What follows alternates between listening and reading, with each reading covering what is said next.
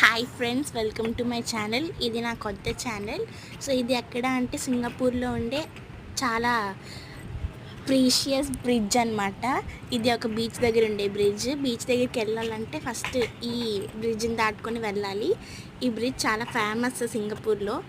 So ఈ bridge అనేది ఎప్పుడు పురాతనమైనది.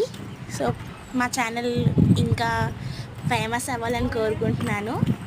సో ప్లీజ్ మీరందరూ లైక్, షేర్, సబ్స్క్రైబ్ చేయండి. ఇంకా మరిన్ని వీడియోలు రావాలంటే ప్లీజ్ సబ్స్క్రైబ్ చేసుకోండి.